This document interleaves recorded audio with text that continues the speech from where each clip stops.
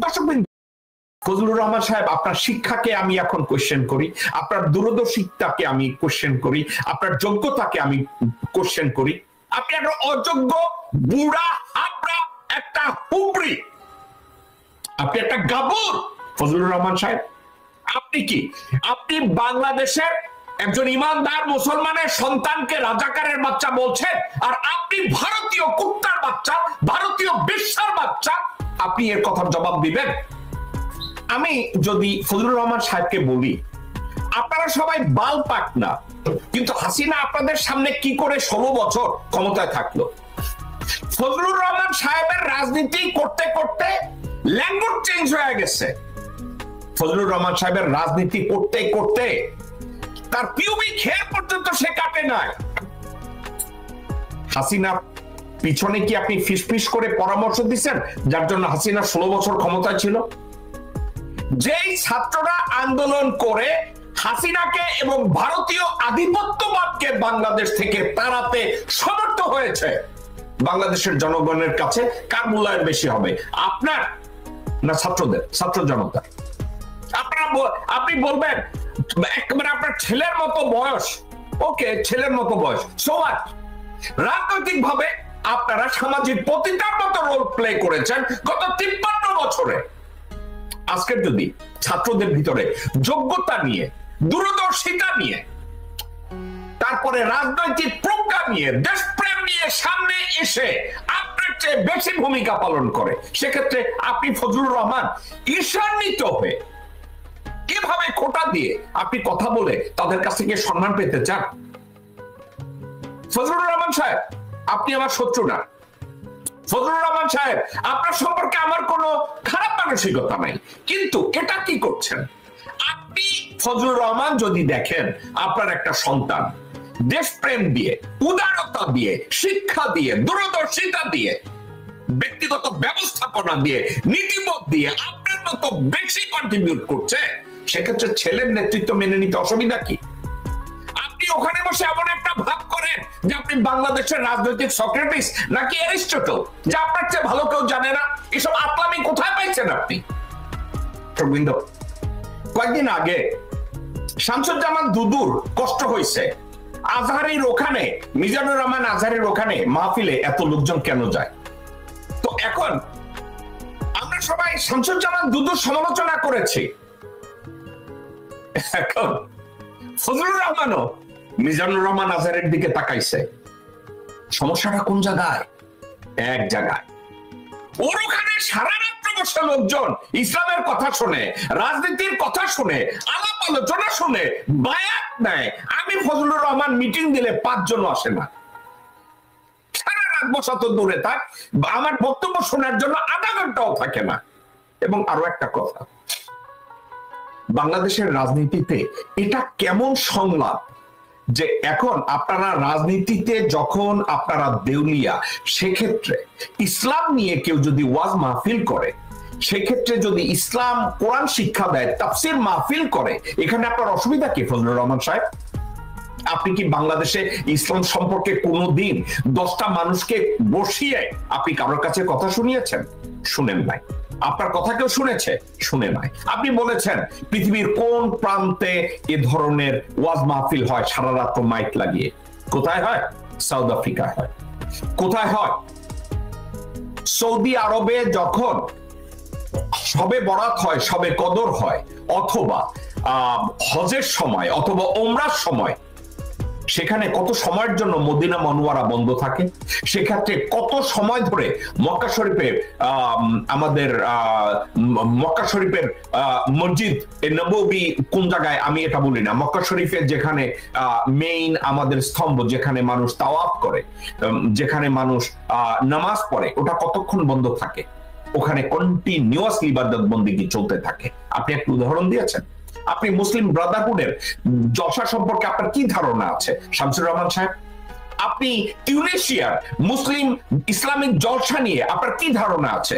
সেনেগালের মুসলিম জলসা নিয়ে আপনার কি ধারণা আছে? কোন ধারণা আছে? আপনার আজকে পিক করতে হলো মিজানুর রহমান আজহারের ওখানে কে বাধা দিছে আর কে বাধা দেয় নাই? একটা কারণে বাধা দেয়। আপনার মতো হারামজাদারা ইসলাম থেকে মুসলমানদেরকে দূরে সরাতে চান। আপনার মতো বদমাইশরা আধুনিকতার নাম দিয়ে মুসলমানকে একটা খারাপ, মুসলমানদেরকে একটা খারাপ নাম দিতে চান, কবিতা লিখতে চান, গদ্য লিখতে চান, আপনার মতো হারামজাদারা। ফজলুর রহমান সাহেব, আপনাকে আমি গালি কেন দেব? দেওয়ার তো দরকার নাই। আপনাকে তো আমি ভদ্র ভাষায় আপনাকে বলতে পারি যে আপনাদের এই চরিত্রগুলো বদল করুন। মিজানুর রহমান আজাহারি আপনাদের কোনো প্রতিদ্বন্দ্বী না। মিজানুর রহমান আজহারি তাফসীর করে। আপনারা সমান ব্যবসা করেছেন আল্লামা দেওয়ার হোসেন সাইদিকে নিয়ে, আপনারা সমান ব্যবসা করেছেন আলেম ওলামাদেরকে নিয়ে, আপনারা সমান ব্যবসা করেছেন ইসলামের পক্ষে যারা দাঁড়িয়েছে তাদের বিরুদ্ধে। আপনার মতো হারামজাদারা মানুষদের অনুভূতিকে কখন বুঝবেন? আপনারা রাজনৈতিক বক্তব্য দিলে আপনাদের কথা কেউ শুনতে জানে, এর কারণ কি জানেন? আপনারা জনগণের পালস পড়তে পারেন না।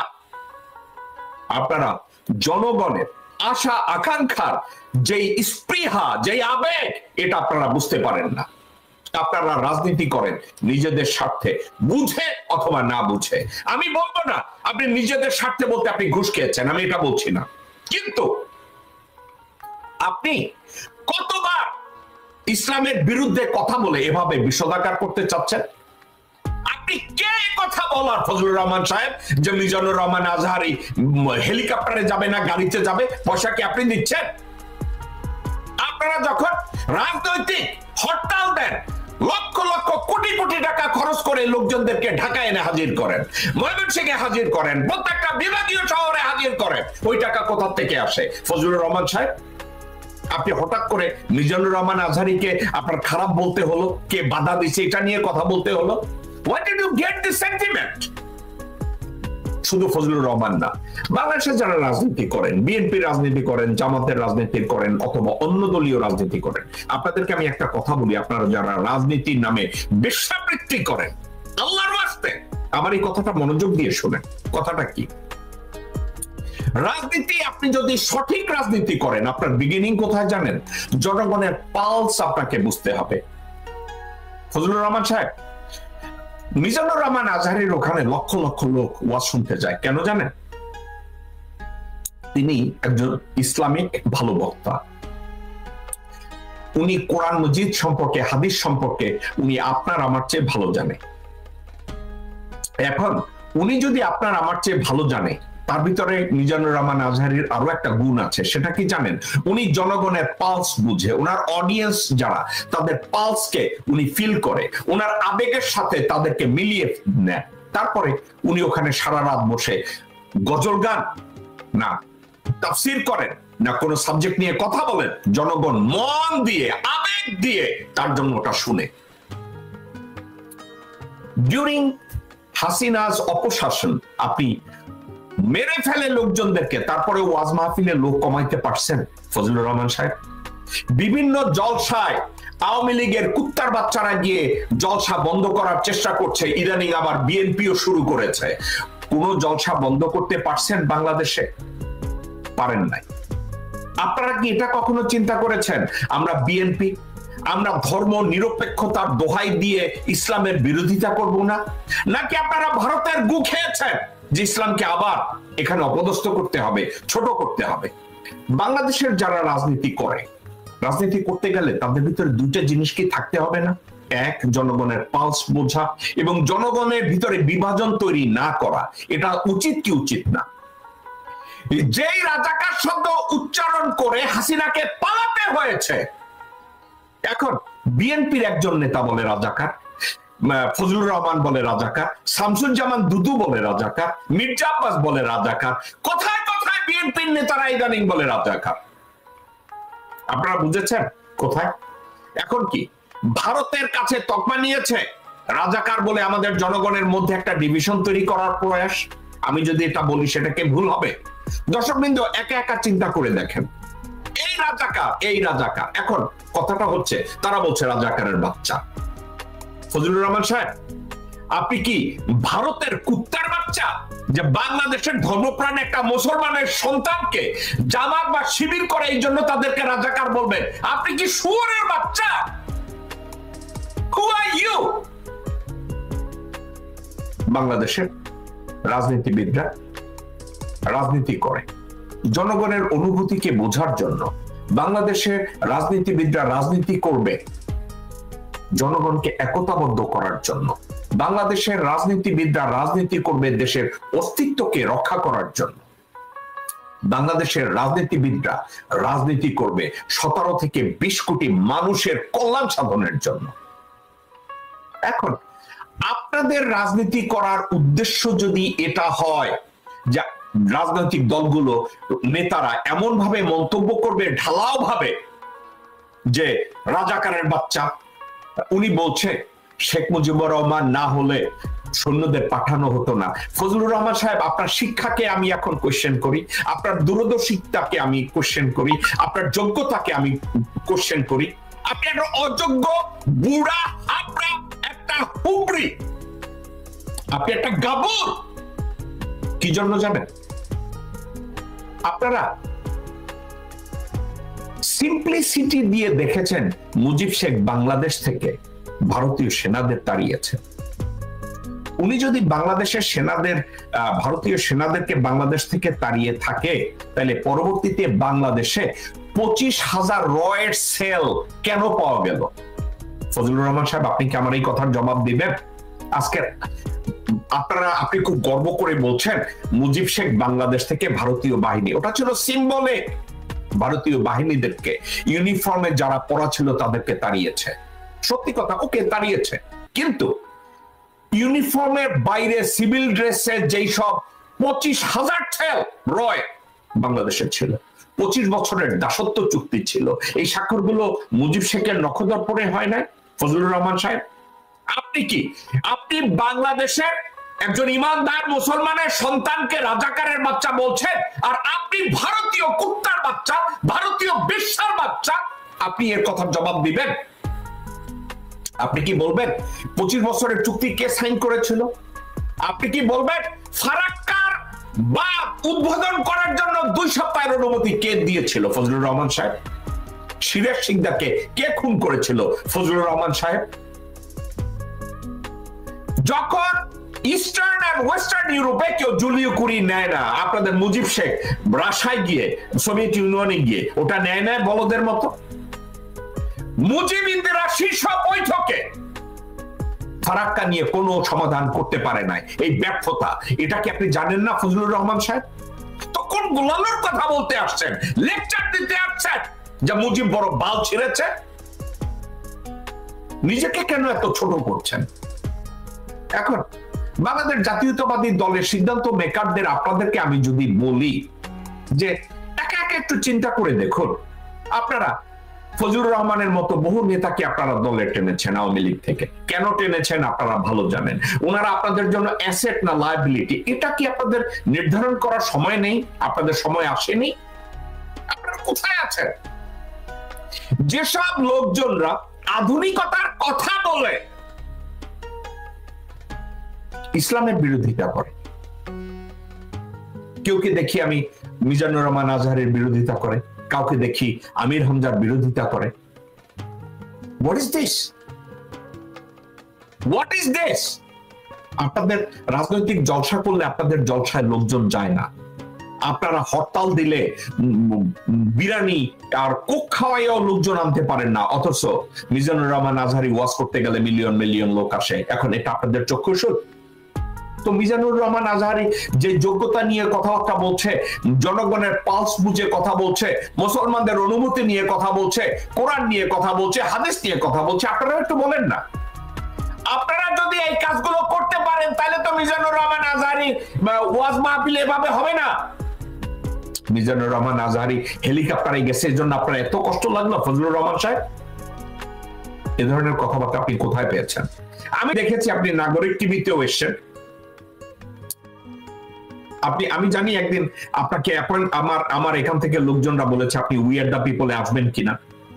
আপনার ভিতরের জাঙ্গিয়ার ভিতরের যন্ত্র ছোট হয়ে গেছে যেই মুহূর্তে বুঝছেন যে জেকব মিল্টন আমাকে ইন্টারভিউ করবে। এটা শুধু ফজলুর রহমান সাহেব, জানাই শুনে জেকব মিল্টন ইন্টারভিউ করবে, আপনাদের জাঙ্গিয়ার নিচের যন্ত্রটা ভিতরে ঢুকে যায়। কেন ঢুকে যায়? একটা কারণে, চিন্তা করেন, ও মাই গড, জেকব মিল্টন ইন্টারভিউ করবে। ফজলুর রহমান সাহেব, এসব ভণ্ডামি বন্ধ করুন। ফজলুর রহমান সাহেব, আপনার মতো নেতাদেরকে মনে করানোর জন্য আপনারা আসলে কি করেন? আপনারা মুজিব বিএনপির ভিতরে ঢুকে আপনারা মুজিব প্রীতির অন্তরালে আসলে আপনারা ভারত এবং হাসিনা প্রীতি দেখাচ্ছেন ভারতের কৃপা দৃষ্টি পাওয়ার জন্য। ভারতের কৃপা দৃষ্টি পাওয়া আপনাদের জন্য এত জরুরি যে বিএনপি কে ডোবাতে হবে, বেগম খালেদা জিয়াকে ডোবাতে হবে, তারেক রহমানকে ডোবাতে হবে। তো এদেরকে ডোবানোর জন্য কি দরকার? বিএনপির ভিতরে ঢুকবো যেভাবে শিবির ঢুকেছে ছাত্রলীগে, ঠিক আপনারাও ঢুকেছেন বিএনপির মধ্যে। বিএনপিকে ডোবাতে হবে। বিএনপিকে ডোবানোর সুযোগ আমরা হাতছাড়া করব না।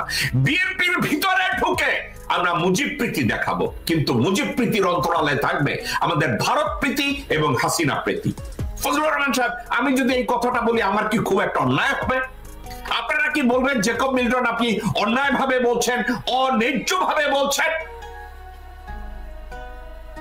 এখন এ ধরনের কথাবার্তা বলা থেকে আপনার মতো লোকজন যদি একটু বিরত থাকে, জনগণের পালস যদি আপনারা একটু বুঝেন, জনগণের অনুভূতিকে যদি আপনারা একটু মূল্যায়ন করেন, জনগণ কারা? 90% জনগণ লা ইলাহা ইল্লাল্লাহু মুহাম্মাদুর রাসূলুল্লাহ বিশ্বাস করে।